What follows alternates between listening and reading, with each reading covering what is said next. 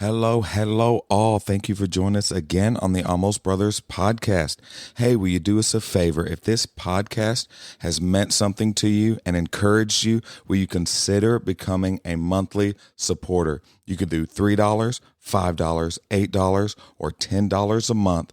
What this does is this helps financially support the podcast so that we can continue to put out content and help better serve you. So if you would, down in the show notes, you can click the link, support, and become a monthly member. We love you. New episode coming your way. So does that go for Jennifer as well? I love my wife, and she's an avid listener, so I'm not going to answer that. I'm not stupid. Hey, the red light's on. That means we're not recording. It's so misleading. You ain't going to get me no more. I got to figure it out. Oh, Sean didn't even scoot up to the table till he made sure. He's like, it only took 3 weeks of you doing that to me to figure out. Was it like, are you going with me tomorrow? I'm like, I don't know. Should we talk about this off air? Like, maybe. Details. Oh, that is funny. Man, what a great day. It's a good day. What a good day, man. Still a beautiful day out.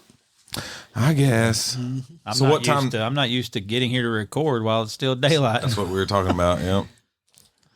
It's absolutely beautiful. And anybody that would prefer cold, nasty weather. It's a wrong way to think, isn't it? Yeah, they're not a southerner. Well, that's just mean.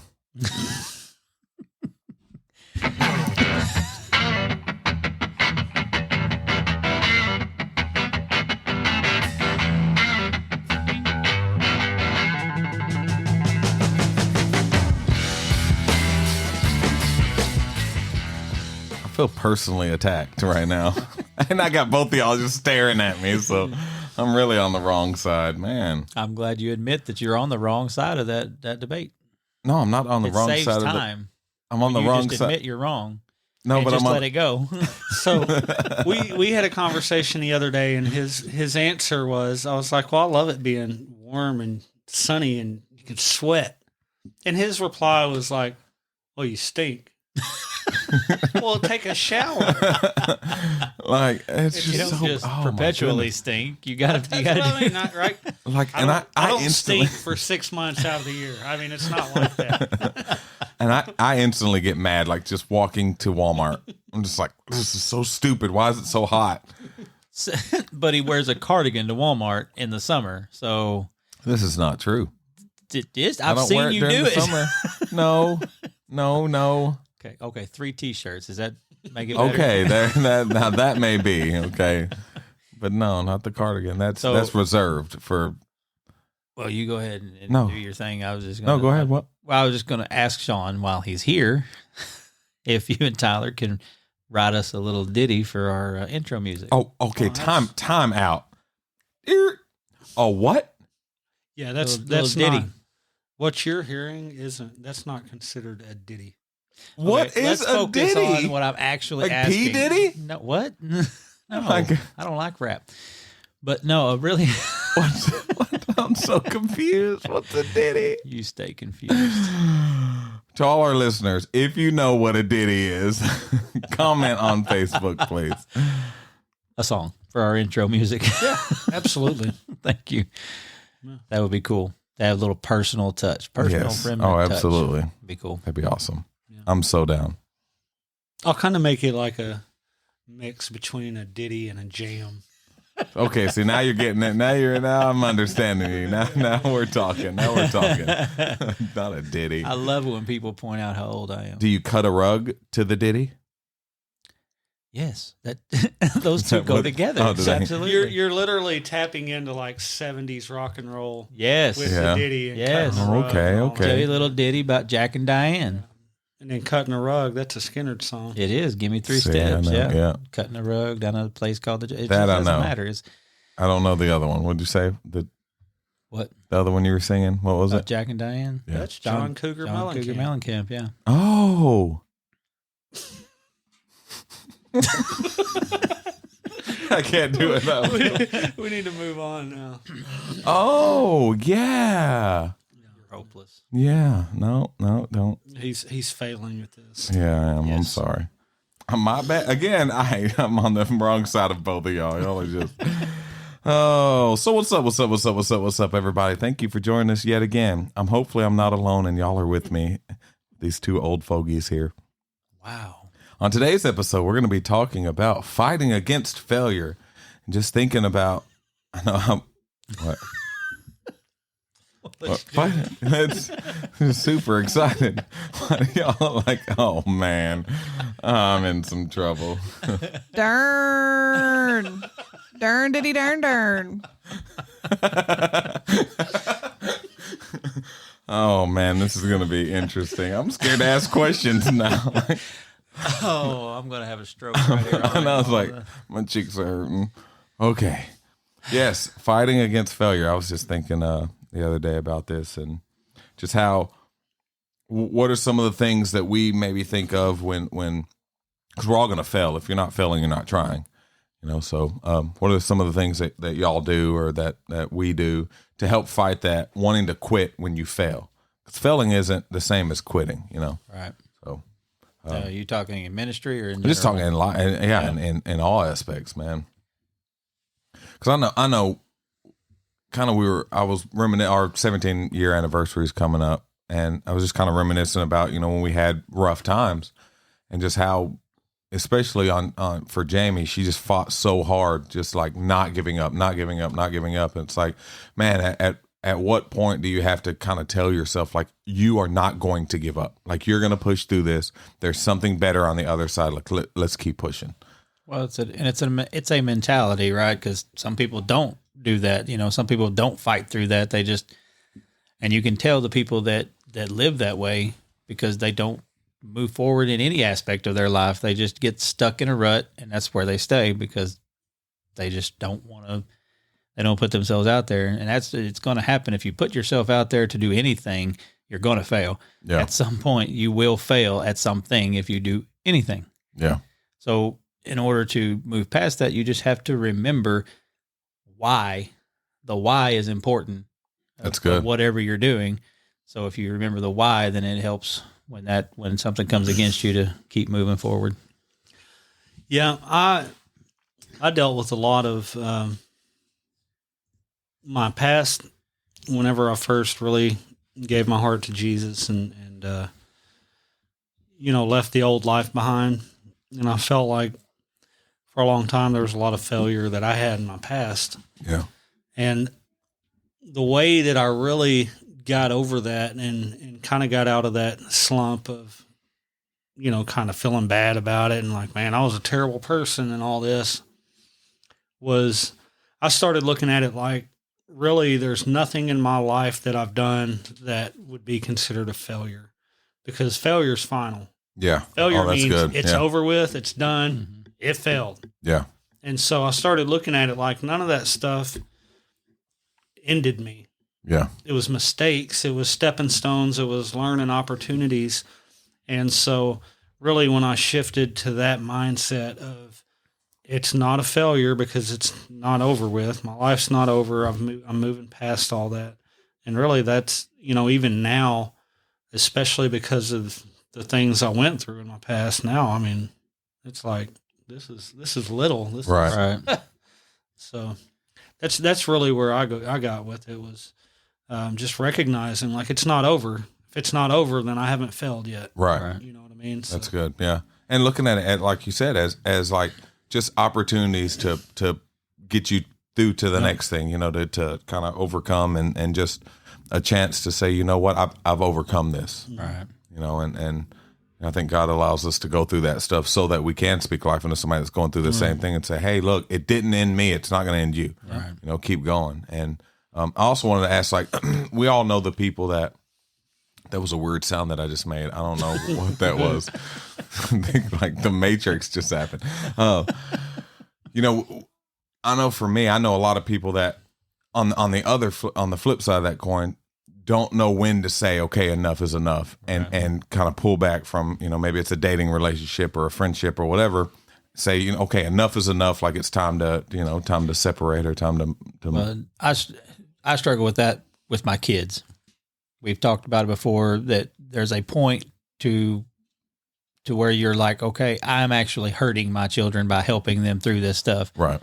And I struggle with finding that line because as parents, you want to see your children succeed and you want to help them do that. But at what point do you hinder that process? Yeah. You have to find that line of where, okay, I've done and done and done. You've done nothing for yourself. You got to figure this out. Right. Yeah. And that's good. It, gets very easily into the point of enabling them to continue that behavior. What about you? Have you had that experience? I know, same with me sometimes with, Brittany talked last week about toxic love, and I think that's a big part of, not even just a relationship, but like, your love of work, could be something that, you just don't know when to say enough is enough. They ask, hey, do you want to work overtime? Yeah, of course. Hey, do you want to work overtime? Yeah. And you don't know when to say enough is enough. Right. Well, like we talked about tonight, that we're created in the image of the Trinity. We're created for unity. We're created to be connected. And we get in those relationships and it becomes kind of an addiction too. But you end up, because usually by that point, you've kind of isolated to within that relationship for a long time. Yeah. Especially ones that are real bad because, for one, you don't really let a lot of people in to that. Right. But then you become, you're stuck in this and you're isolated to this. And, it goes back to the failure. You don't want your relationship to be a failure. You don't want to feel like a failure. But now you're bound into this, and it is part of creation that we don't want to be alone. We have a fear of being alone, even if that means that I'm going to stick this out with this person and it's going to be terrible for the next 40 years. I don't want, our number one thing is I don't want to be alone. Right. And when once you finally end that relationship, what generally happens, you immediately feel alone. And so you start, maybe clinging to other bad relationships, because you're trying to fill that hole up. And it's all part of our creation is we're going to be connected. Right. What are we going to be connected to? Are we going to be connected to the group of people that does the same silly stuff that I do, the same bad choices, because it doesn't matter. We're still created to be connected. Yeah. And that's what we do. And so I think that that's what keeps us bound into so many relationships is, we've taken the steps finally to get connected with someone or a group. And now we have a fear of having to get reconnected somewhere else. Right. What I liked how y'all's sermons kind of went together. Yours this evening and his this morning about the firm foundation. I talked to Easton at the altar, and he's one I've been having a lot of trouble with lately. And I just talked to him and I said, it is possible that God has put you where you're at with Peaches, who is my older daughter, just to be that influence on her, to be the light of Christ to her. But you can't do that if you don't have your firm foundation with Christ yourself. So the connections that God puts in your life, you have to be able to be a positive influence on that. And that's, when you talk about mental health and abusive relationships, that's the first thing that they say an abuser does is try to isolate. Yeah. And that's to keep you from any kind of support system that you might have access to. Yeah. Yeah. Like you said, we had a very, very close couple to us. That's how they were, is they were in a relationship with each other just so they weren't alone. Yeah. Right. It's like, y'all two don't even like each other. Like, why are y'all even together? Like, I don't get it. Like, you could see some people that are just struggling in a relationship, but they love each other. Like you say, you're just going through a rough time. Right. It's like, y'all really don't like each other at all. Yeah. It's like, why are y'all even doing that? Like, y'all are just together so that other person won't be with anybody else. Right. And like, what a horrible life to live, to be stuck in that, like just endless, just trash relationship. But yeah, we do. We're so terrified of being alone. I get it. It's a scary thing. It's something that every day, it seems I'm praying for Mom just to get connected with somebody, maybe not dating, but just to to put herself out there more in making friends and going and doing stuff, because she works and goes home. Yeah. You know, that's it. And I'm like, man, I really, really want her to get connected with some people and you know, understand that you don't have to go through this alone. Like it's okay, you know. Well, that's, you know, me and Jennifer, she's probably going to kill me when she hears this. Oh, snap. She loves it when I'm so transparent, but we're going through counseling right now, and, you know, and it's because it's worth it. Yeah. You know, what you talked about going through a rough patch, if it wasn't worth it, we wouldn't be fighting for Right. it. You know what I mean? It's just some things that we're going through that we've got to face and communicate and get through. But without the knowledge that it's worth it, we wouldn't try. Yeah. You know? Yeah. Yeah. You just kind of throw in the towel and be like, all right, you know what? Yep. Forget it. And I know that because I've done that. Right. You know, before Christ, it was like marriage got hard up. Nope, I'm out. Right. Deuces. I didn't want to deal with it. Yeah. I think that a big thing with it is just to define in your own mind what you think failure is and what it means to be able to combat that.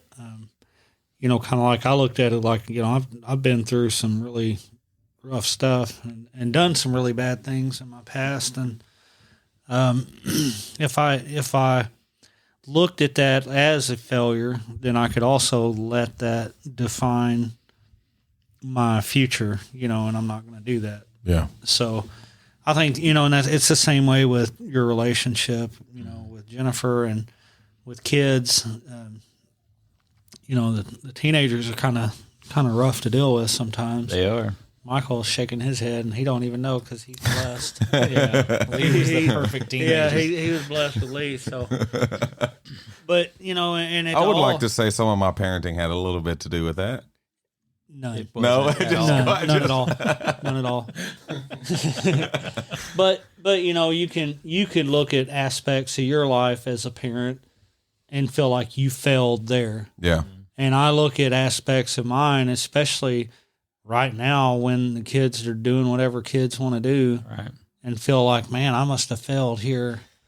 And to realize, their life isn't over.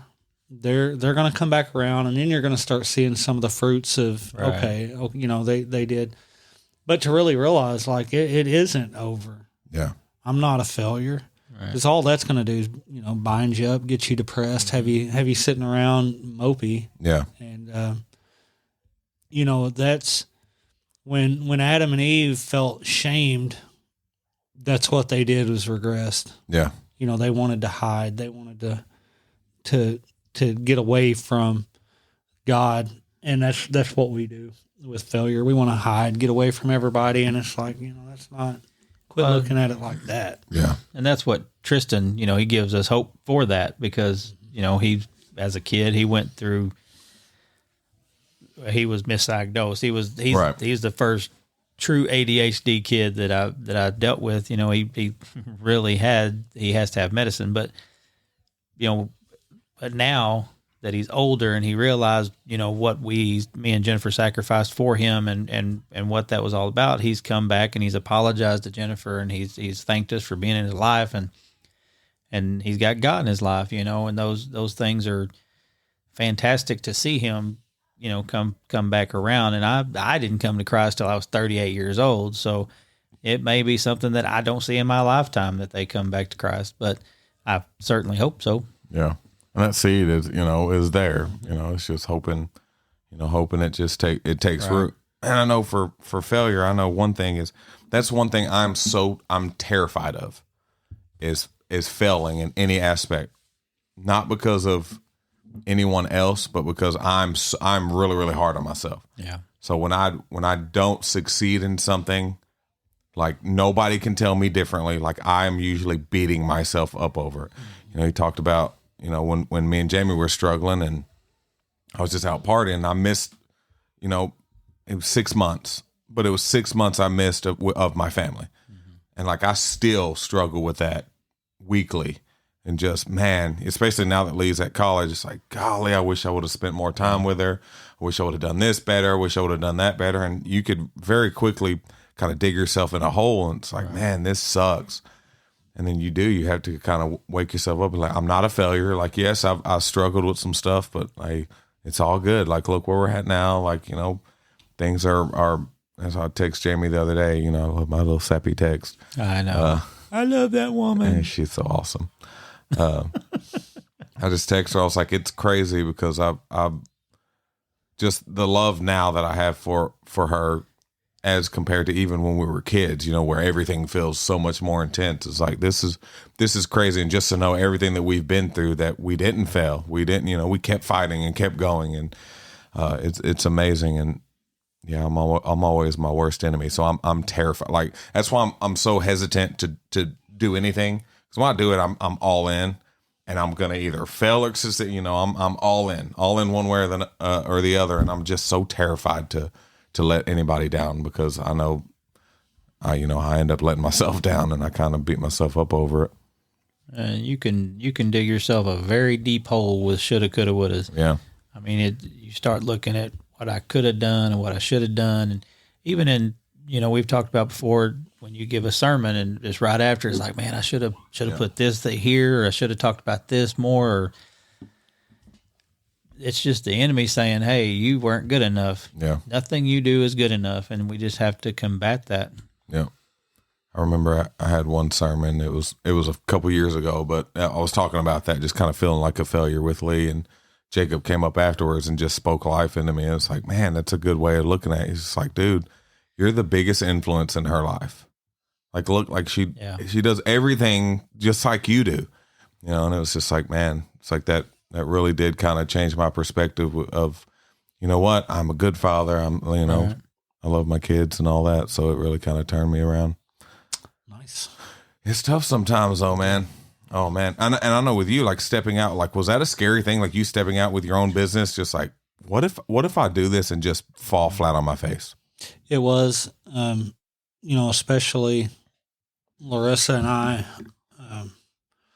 we hadn't been married very long. Oh gosh, that makes it even harder. Oh yeah, we were still in our first year of marriage, like the honeymoon weekend. Like, oh yeah, by the way, yeah. And well, she actually encouraged me to. Yeah. But even then, I think that our fears of failures do come from, everything that we do is based on what we remember, what we know. You know what I mean? Our imagination is based on some kind of experience somewhere. Yeah. And so with that situation, the scary thing was being that I was in a very, very bad relationship for 10 years. It was scary because even though I talked to her about it and she was encouraging, and, I asked her, I said, are you willing to, it could be rough for a while. Yeah. And she was like, yeah, it's fine. I'm right here beside you. And so just from previous experience, there was a little bit of a lack of trust on my part at that point. Like, yeah, you say that now. Right. 2 months from now when we're barely getting by. Yeah. But I mean, she was very encouraging and yeah, it was scary. It's still, there's times now where, I mean, a big difference now is that there's a lifestyle change based on, having this company for 5 or 6 years. And so now that dollar amount that it takes to live, right, it's increased, You got a little more on your shoulders. So yeah, it's still scary. I mean, I think that fear of failure is a good thing. I think it's healthy. Yeah. Because it pushes you to always be better, do better, to try not to fail, not to the extent of being overboard with it, but always, knowing, I think, is the key. Knowing like nothing is for sure. Yeah. Except for our relationship with Christ. I mean, that's certain. But anything that we're doing in life, it's not certain. Yeah. And there is a fear, that at any moment. Yeah. That's what, one thing we always talk about, especially with kids, because kids are so hard on each other, and they'll come home and they'll talk about what this other kid didn't have, or, they'll point things out. Kids will say things, and we always really try to teach them, like, a kid that's hungry because they don't have food at home or they don't have the latest fashions, that we're all one decision away from that. Yeah, Right. that's good. That's it. One Yeah. decision. And so I could make one poor decision that led me to being homeless. Yeah. You know what I mean? And those are real. You can't live in that fear, but it's very healthy, I think, Yeah. to know that. Yeah. To know, Yeah. like, I have to work at everything I do. I have to make conscious decisions. I have to pray about things. I have to use my connections, my wife, my friends, and navigate in a way that says, I'm really trying to not fail at all these areas. But if I fall down, I do have people. Yeah. And I think that connectivity is probably the biggest thing to fight that fear of Yeah. failure. That's good. Yeah, and like you said, I think it's a healthy thing because it if you're a little nervous or fearful of something, it means you care about it. Right. You want to do good. You want to succeed, So, we talk about it all the time, like getting up and speaking. It's like those nerves never just go away. And it's because you care, you want it to do good. You want to represent Christ the right way. You want to say the right things and impact people. And so you get up there and it's just like, man, I've been doing this for a long time. I still get nervous, still get those butterflies. It's like, yeah, because you care. I hope so. Hope I never get up there and just like, I don't care if it goes good or not. Right. I've got a mic. Yeah. You've got to listen. Right. Well, It'll be up here and just- that is a good point, because you see some people that I wouldn't just say preachers, but you see a lot of those too, that have that swagger about them and like they're the man, yeah. and you're just like, what, they missed the mark a lot, Yeah. because now it's based around that kind of connotation, to where when you do have that understanding of your fears or your concerns, then that shapes everything you do. Yeah. Everything. So, Yeah. Helps you walk in humility, knowing that I don't have it all together. Like I can very easily lose all of this. So you walk humbly, like, okay, kind of that idea of just fearless always makes me think of like, back in like a king back in the day, where they can make any decision they want. Doesn't matter. What are you going to do? Right. Instead, you walk in humility. Of course, you've got to be like, hey, I want to do good. I don't want to fail. I don't want to let anybody down. I want to do my best and all of that. So, especially when, like, for me, it's like my marriage and kids, like that's something like I want to be like just super, super dad, super husband. Right. So anytime I fail, it's just like, it's devastating to me. would you say that to a point too, though, that's almost a fault? Yes. I guarantee your wife would, because I do the same thing. And it is, I mean, so that's the other side of it. It's like, I'm going to try so Yeah. hard. And now, like, my wife's like, get away from me. Yeah. Yeah. Like, okay. Like, leave me alone. I got to work. Like, stop texting me. That's literally with my wife. The other day we was doing something and I just told her how to do it and let her do it. And afterwards she actually thanked me. She was like, I really appreciate you not doing that, Yeah. not taking over and doing it. And I was like, well, whenever I take over, that's because like I'm trying to be like, Right. you don't have to do it, honey. Yeah. I'll do it for you. Yep. And to her, it's like I'm acting like she can't. Yeah. Right. See, Jamie does that in the kitchen because I'll come in there, she'll be cooking or something, and I'm the cook of the house. So I'll go in there and like out of me just trying to help, it's me like kind of, shoving her out. She's like, I can do it. Just go sit down. Like you always come in here and take over. Like I'm in there, I start seasoning stuff. A little bit of this, a little bit of that. She's like, would you just let me do it? And yeah, you don't think of it that way. You're just like, oh, I'm just trying to help. But really, it's like sometimes they want to do it. They want to be that one to do that, So, you're kind of the cook. Y'all kind of go back and forth though at your house, don't you? On the cooking. I do most of the good cooking. No, I'm kidding. Darn. Darn diddy darn darn. Jeez. No, we He gonna be doing all the cooking now. Oh man. No, we do go back and forth on the cooking, and which that's pretty much the way our house works. Yeah. We have to share everything, Right. Because there's so much going on all the time. Well, and that's something good that I always notice is that y'all are good at doing that. Is at kind of jump. I'm bad at that because there's like certain like no zone. Like this is the no zone for me. Dishes, I'm almost never ever gonna do. Like I'm sorry, I can't be there with you on that. But y'all do good at kind of going back and forth and stuff like that. So yeah, she cooks, I clean the kitchen, vice versa. Right, And that's yeah. it's I have That's to a have thing. reminders every now and then. yeah, it's like, hey, do this. Oh, okay. She doesn't really say do this. You can just tell there's a mood change. Oh, yeah. And then it's like, okay, I need to figure out what's. Yeah. She's feeling like she's been doing too much of the laundry. Yeah. So- So we talked about this before too. Like, do you ever? This it's kind of off subject, but kind of not. So do you ever like come in and just have a bad day? And you just want to sit down and like she goes in there and starts doing that. She's cleaning, she's cooking, and she's doing all this, and then like that makes you and doesn't nag you about it, and it just makes you want to do that more. So like the next day you're like, you know what, I'm gonna do this for her, and I'm gonna step up, and I'm gonna just because she was doing it all yesterday and didn't say a word to me. No. No, oh, she'll No, because I'll be sitting there like, what's happening? oh, like wait a second, like No, she does good, and she gets in moods, and that's what she'll just go all out. I mean, Yeah. all at once, and but there's times that I'll do all that, and she can sit on the couch. right. And she's real good that if she does need, if she's feeling overwhelmed, she will just say, hey, will you help me? Yeah. But other than that, I mean, there's times where she'll do it all, or there's times where I will. And Yeah. I don't really, we now that she works with me, especially, I mean, we pretty much just come home after work and just get everything knocked out Yeah. and kind of chill. and Jennifer will like on a Saturday she's real bad about it. She'll just like clean the whole house. Yeah. And Saturdays, well, it's kind of a day I would prefer not to do anything. Right.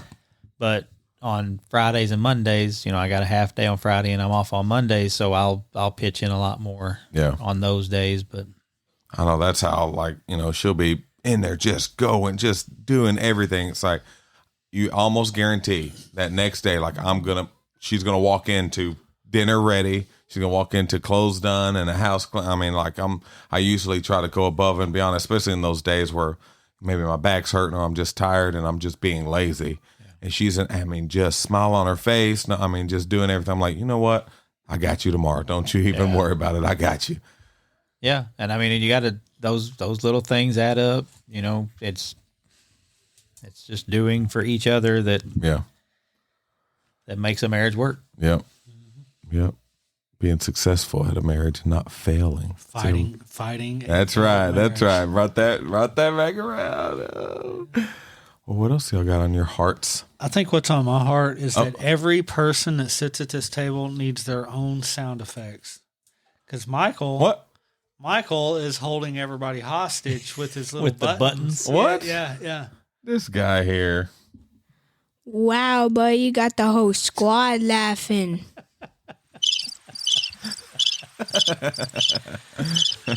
He likes his buttons. He's a fan. I'm the producer. Like, I'm the P Diddy of this group. That's funny. Oh, that's hilarious. We're gonna have to introduce you to some classic rock. I know some classic rock, but y'all No, went you like don't. 70s. Y'all went like before my That is time. classic rock. Yeah. I was about to say like 80s. Like, come on now. No, that's No? a different thing. That's Oh. a different genre altogether. Oh, That's is it? hair bands. Oh. That's a whole nother thing. Oh, okay. That's Richard's. Yeah. I did like hair bands. Yeah. I was all about some hair bands. He flung all his head off headbanging. Did you have exactly what did you happened. wear like the spandex and all that back in the day? No, but try to unsee that when you close your eyes tonight. Me and spandex. Oh no. Oh no. Oh, I was thinking for a second that Big Rich, but it was overalls, wasn't it? Yeah. Yeah. Big Rich Yeah. was overalls. That's Big so country. funny. I never Big got into country. the spandex. It was always like Umbro shorts. Oh, really? Okay. Umbros. Yeah. Yeah, I wore them to Yeah. school once and got a paddling. And Oh, not again. Oh man. Terrible I idea. never wore Umbros to school. Yeah. anymore. I wore the French roll jeans. The Tight rolls. tight roll jeans, Yeah. whatever it was. Yeah. Okay. So was y'all's day? Was it the cigarette rolled up in the sleeve No, and the? Do you want me to punch you? I'm just That's a asking. little too old. bro. Okay, I'm sorry.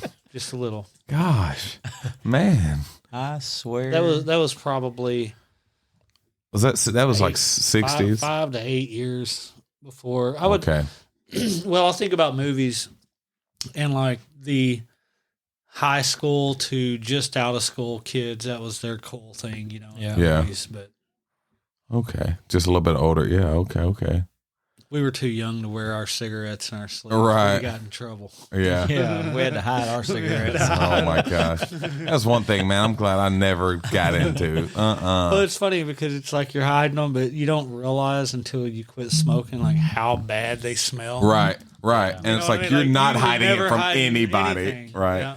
I remember my cousin Chuck. When he started smoking, he was about 4 years older than me, and had me try one time. No, this ain't for me. Oh God, I'm dying. I've got cancer. I'm dying. It's so bad. I didn't even start smoking until I was like 21, 22. Yeah, And I smoked for like 10 years and I quit. that's how my dad is. Like, How let me ask you this. This is a serious question. oh, At 21, 22 years old, how did you get involved with smoking a cigarette? Well, first of all, let me preempt this with I come from a family of smokers. So my family reunion is like a bar scene. It's just like you walk in and it's just like they've got a fog machine. It's terrible. But that's when I started really drinking heavy. Mhm. And it's kind of came along with it. kind of what I'd smoke a pack of cigarettes in a 4-hour period while I was drinking, but yeah, that's how it came with the drinking scene. Yeah, that just always seemed like something, that was kind of a pure thing, Yeah. And so I was kind of curious about that one. You don't hear that a lot. Yeah. Yeah, being that old, yeah. That's how my dad was. He was probably in his 20s, almost 30s, when he really started heavily smoking. Yeah. Which I think he's quit now. Yeah, he had to quit he had to be completely nicotine free for 30 days.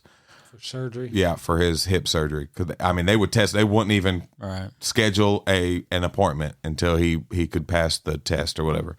So after that, I don't think he's picked him back up. So Well, I didn't do anything in high school. Like, a lot of people talk about, they did this, that, and the other in high Yeah. school, but my sister is 2 years younger than me.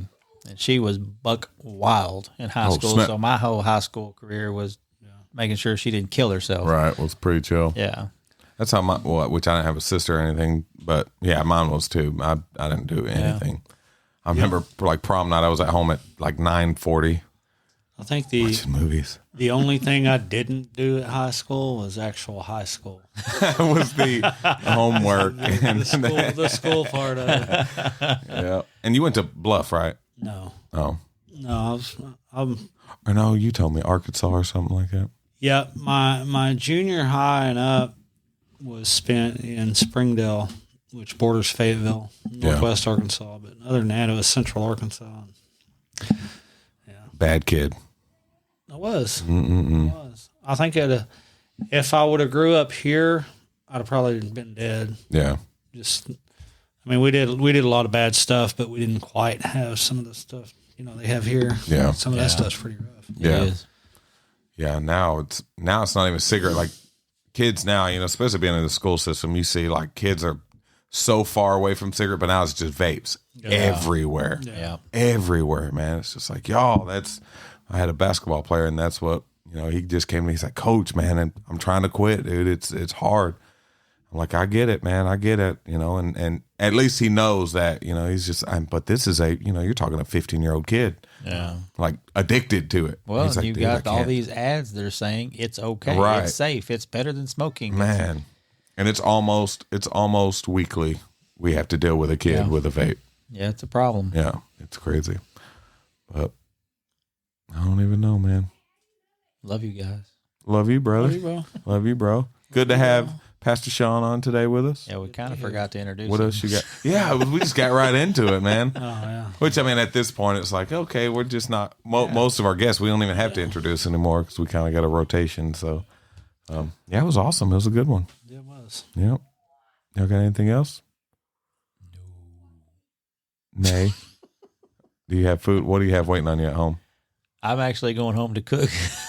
I'm cooking cheeseburgers. I hope so, and- because after she hears it, you better make her cook. This might be your last meal, bud. I am having cheeseburgers tonight, and I've got onions that I'm going to caramelize and throw on top of that. I'm very excited.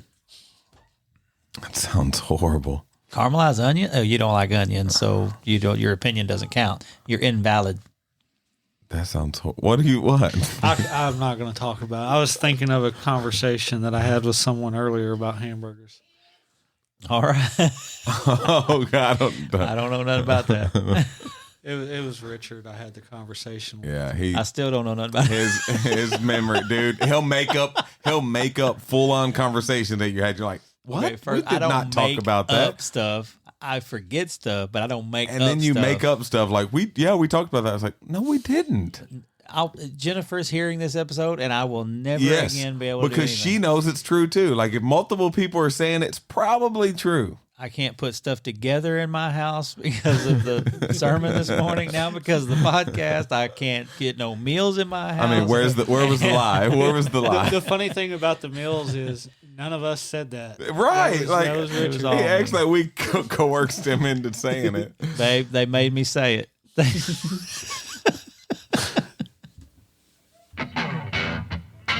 Hey guys, thanks for hanging out with us today. If you don't have a home church, come see us at Remnant in Malden, Missouri. Service times are 10 a.m. and 4 p.m. on Sunday. And do us a favor, man, and go to your podcast platform. Give us a like, subscribe, and rate us, please. And share. God bless each and every one of you. Later.